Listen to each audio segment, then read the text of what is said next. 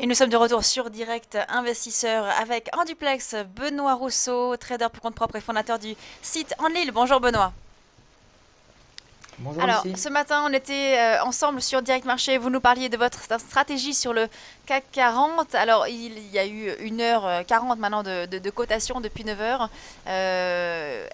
Rappelez-nous un petit peu votre scénario donc pour la journée sur le CAC 40.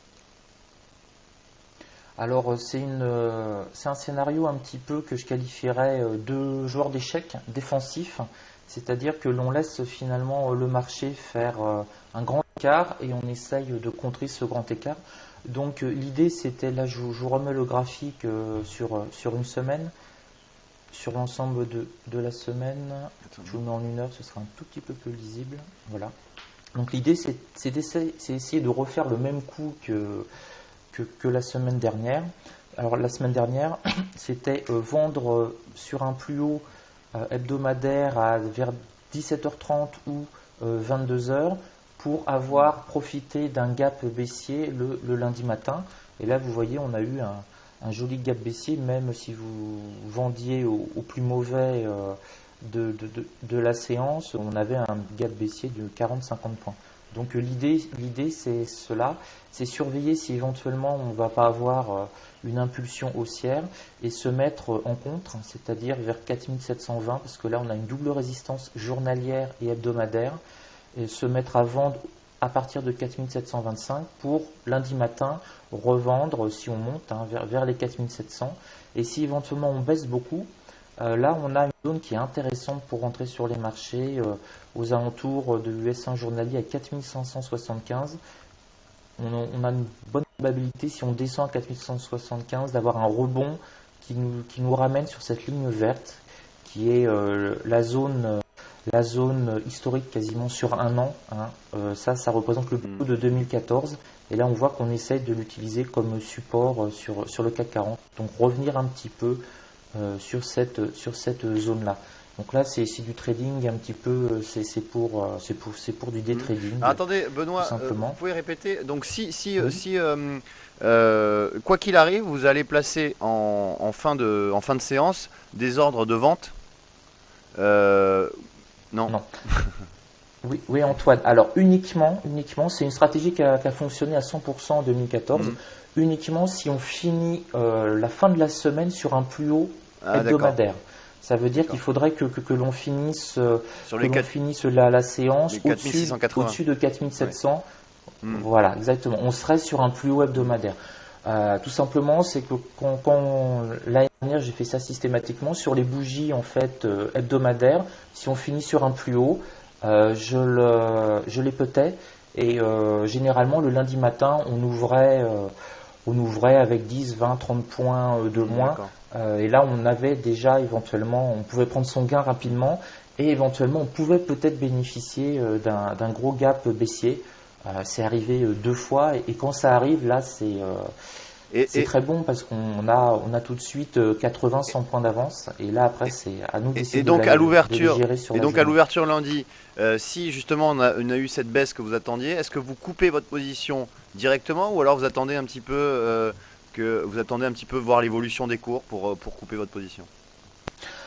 Alors bon, prenons, bah, je vais vous prendre le cas de la semaine dernière.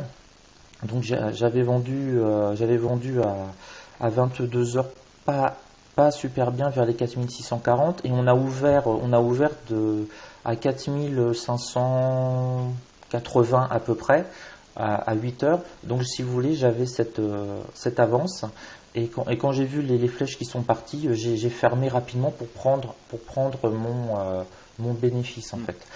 Mais en fait, l'espoir, bien entendu, c'était qu'on récupère pas tout de suite, qu'on compte pas tout de suite le gap et qu'on puisse redescendre un petit peu. Et là, on encaisse beaucoup et on descend parce que là, on est en vente, on descend son stop profit au fur et à mesure. Hmm. Donc là, je vous montre légèrement, voilà, on descend au fur et à mesure en essayant de suivre l'évolution du cours. Là, par Hmm. exemple, on descend son stop profit dans l'espoir. Et hop, si ça remonte, on est Hmm. coupé, on sort, mais on a encaissé un gain à peu près sûr. Si vous voulez, je peux vous détailler un trade que j'ai fait sur le, Ah sur oui, le oui, DAX allez-y, allez-y, c'est au niveau intéressant. technique, ouais, pour montrer. ça me paraît intéressant de rentrer vraiment dans le cœur du métier, si j'ose dire. Donc là, on a une zone à 10 750, c'est la R1 hebdomadaire. Donc les résistances hebdomadaires ou les supports hebdomadaires sont plus forts en fait que les résistances journaliers. Et tous les 250 points sur le DAX, je vous le dis, 17 000, 17 250, 17 500, 17 750, c'est vraiment des supports assez forts où on rebondit. Donc là, c'est une optique de scalping. Donc là, à 17 750, je suis rentré, on rebondit, on a rebondi au-delà des 17 775 et donc j'ai pu encaisser sur ce rebond. Et je le dis, mais je le répète constamment, notamment pour les jeunes traders, prendre ça uniquement sur le premier passage, sur les 17 750. Donc là, on voit, on a eu un premier passage sur 17 750, on a largement rebondi, et après, on est revenu un petit peu taquiner ce support, une fois, deux fois, trois fois, quatre fois, cinq fois. Là, ça commence à être beaucoup. Donc, quand un support, là, les 17 750 étaient supports, quand ça commence à être travaillé deux fois, trois fois, là, la prudence nous dit de ne plus rien faire et d'attendre. Il nous montre que ce support commence à ce que j'appelle être poreux, c'est-à-dire qu'il y a un risque de cassure. Et en fait, ce risque-là, vous voyez, on l'a eu là. Donc, on a rebondi 4-5 fois et boum, on a lâché d'un seul coup sur ce support et on a perdu 30 points dans les 20 secondes rapidement. Donc ça, c'est quand un support est beaucoup trop travaillé. Alors, on aurait pu rebondir, bien sûr, et remonter à 10 800 points. Mais là, ça nous met un warning en disant attention, on va pas stagner sur 17 750, on risque de partir dans un sens ou dans un autre.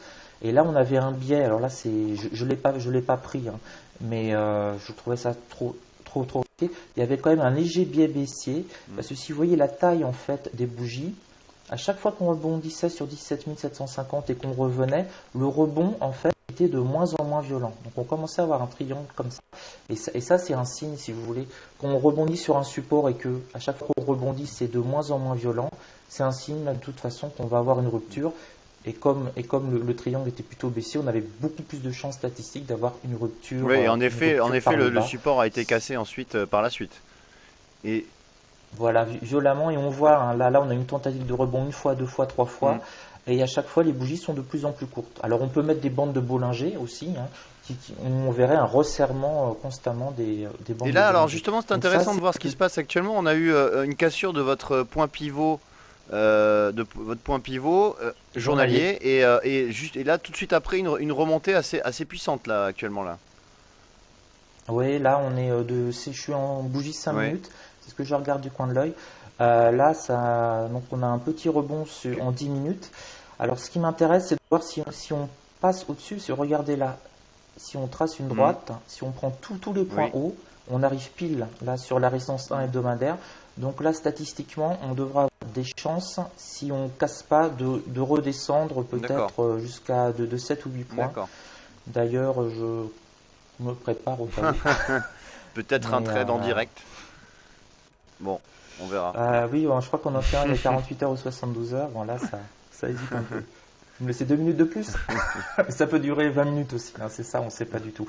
Mais là, si vous voulez, là, on le voit bien. Si on trace une droite, on a tous les points de la journée. Voilà. Et comme par hasard, on revient pile là sur le point haut, qui est aussi une résistance 1 hebdomadaire. Donc on a quand même des chances de plonger. Écoutez, c'est ce qui vient de se passer à l'instant là. On vient de perdre 10 points là. Voilà. Bon. On vient de perdre 10 points. Voilà, c'est ça. Bon. Vous aviez eu raison. Oui, vous me devez un resto. Bon, très bien, on fera ça alors. Merci beaucoup Benoît Rousseau, donc trader et fondateur du site Andlil. On va marquer une très courte pause, on se retrouve dans quelques instants.